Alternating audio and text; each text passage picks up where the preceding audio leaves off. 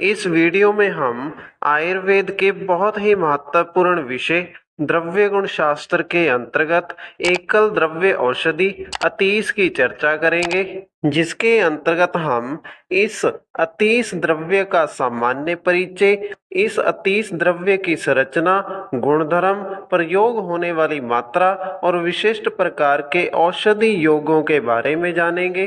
तो अतीस द्रव्य की इस पूरी व्याख्या को अच्छे से जानने और समझने के लिए वीडियो को अंत तक जरूर देखिएगा।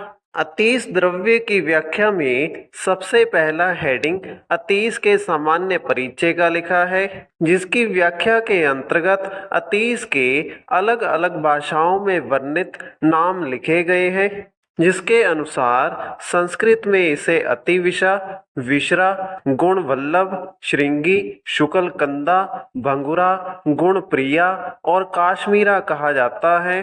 हिंदी में इसे अतीस कहा जाता है। इसके अलावा मराठी में इसे अतिविश, बंगला में आतईच, गुजराती में अतिवखनी कली, वखमी, अतिवस, अतिविसा, तेलंगी में अतिविशा, पंजाबी में अतीस, सूखी हरी, चित्ती जड़ी, पत्रिस, बोंगा और लैटिन में एकॉनिटम हेट्रोफाइलम कहा जाता है। इसके बाद अंत में अतीस की कुल लिखी गई है, जो कि रेननक्यूलेसी लिखी गई है। इसके बाद अगला हेडिंग अतीस के वानस्पतिक परिचय का लिखा है, जिसकी व्याख्या में लिखा है बच्चों के पाचन संस्थान एवं श्वसन संस्थान की यह अनमोल औषधि है, जो पश्चिम उत्तर हिमालय में कुमाऊं की पहाड़ियों में पाई जाती है। इसका क्षुप 1 से 3 फीट ऊंचा सरल शाखाविंत होता है। पत्र 2 से 4 इंच लंबे, लटवाकार, हृदय आकृति के होते हैं। नीचे के पत्र बड़े तथा क्रमश ऊपर की ओर छोटे होते जाते हैं।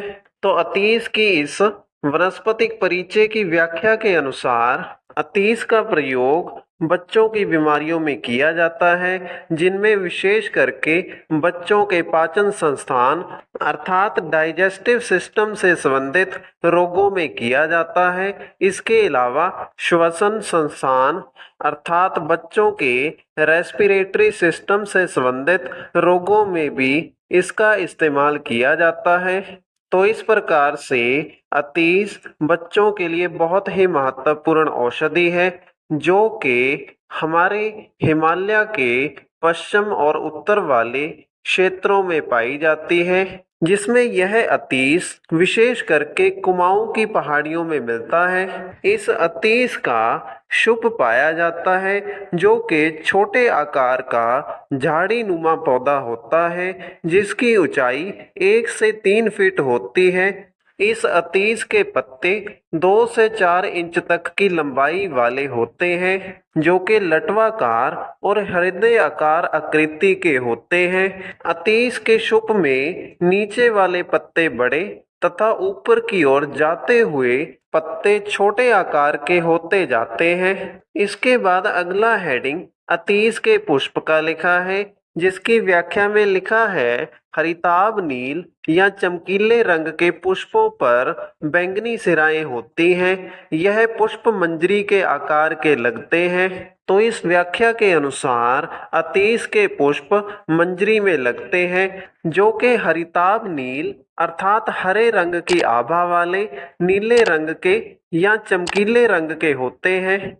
इन फूलों पर बैंगनी रंग की सिराएं होती हैं। इसके बाद अगला हेडिंग अतीस के फल का लिखा है, जिसकी व्याख्या में लिखा है 5 कोशों वाला होता है, जिसमें अनेक बीज रहते हैं। तो इस व्याख्या के अनुसार अतीस का फल 5 कोश अर्थात 5 भागों वाला होता है। अतीस के इस फल में से अनेक बीज मिलते हैं। इसके बाद अगला हेडिंग अतीस की मूल का लिखा है, जिसकी व्याख्या में लिखा है अति विषा का मूल ही औषध में प्रयोग किया जाता है, जो कि 2 कंदों के रूप में होता है।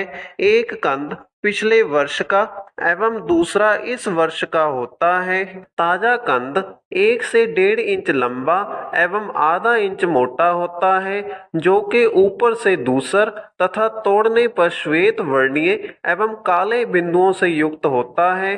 तो अतीश की इस मूल की व्याख्या के अनुसार अतीश की मूल अर्थात इसकी जड़ का प्रयोग ही औषधि के रूप में किया जाता है। अतीश की जड़ में 2 कंद होते हैं, जिसमें एक कंद पिछले साल का होता है और दूसरा कंद वर्तमान साल का होता है। यह वर्तमान साल का ताजा कंद 1 से 1.5 इंच लंबा और आधा इंच मोटा होता है। इस कंद की ऊपरी सतह धूसर अर्थात भूरे रंग की होती है तथा कंद तोड़ने पर अंदर से सफेद रंग का होता है। यह कंद काले बिंदुओं से युक्त होता है। इसके बाद अगला हेडिंग अतीश के रासायनिक संगठन का लिखा है, जिसकी व्याख्या में अतीसिन, स्टार्च तथा तिक्त क्षार का नाम लिखा गया है। इन लिखे गए अतीश के रासायनिक संगठनों का प्रयोग आधुनिक चिकित्सा शास्त्र में औषधि बनाने के लिए घटक द्रव्य के रूप में किया जाता है। इसके बाद अगला हेडिंग अतीश के गुण धर्म का लिखा है, जिसकी व्याख्या में अतीश के रस, गुण, वीर्य और विपाक के बारे में लिखा गया है, जिसके अनुसार अतीश रस में तिक्त और कटु, गुण में लघु और रूक्ष, वीर्य में उष्ण और विपाक में कटु होती है। इसके बाद अगला हेडिंग अतीश के प्रभाव का लिखा है, जिसकी व्याख्या में उन रोगों के नाम लिखे हैं जिनमें अतीश या अतीश से बनने वाली औषधियों का प्रयोग किया जाता है। इन रोगों में ज्वरघन, रक्त शोधक, दीपन, पाचन, कफघन, स्तन्य शोधक, अग्निमांद, हृदय, ज्वर अतिसार एवं प्रतिशय का नाम लिखा गया है।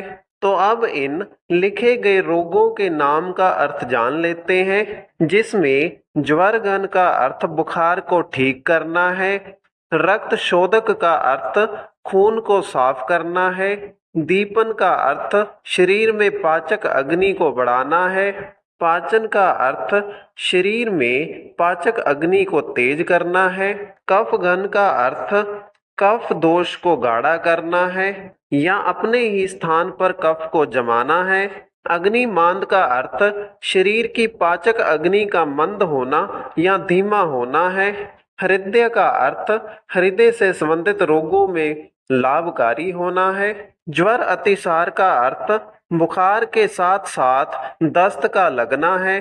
अंत में लिखे गए रोग प्रतिशय का अर्थ जुखाम होना है।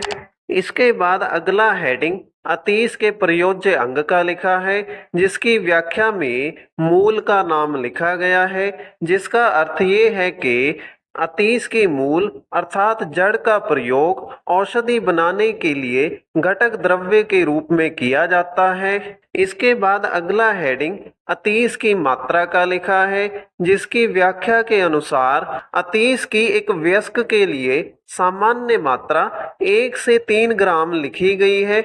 इसके बाद अगला हेडिंग अतीश के विशिष्ट योग का लिखा है, जिसके अंतर्गत उस औषधि का नाम लिखा गया है जिसको बनाने के लिए अतीश का घटक द्रव्य के रूप में प्रयोग किया जाता है। अतीश के विशिष्ट योग की व्याख्या में बाल चतुर्भद्र चूर्ण नामक औषधि का नाम लिखा गया है। तो इसी के साथ हमारी इस वीडियो का विषय अतीश एकल द्रव्य की व्याख्या यहीं पर समाप्त होता है। अगर आपको वीडियो अच्छा लगा तो वीडियो को लाइक करें और इसी प्रकार से आयुर्वेद से संबंधित निरंतर वीडियोस प्राप्त करने के लिए हमारे चैनल को सब्सक्राइब करें।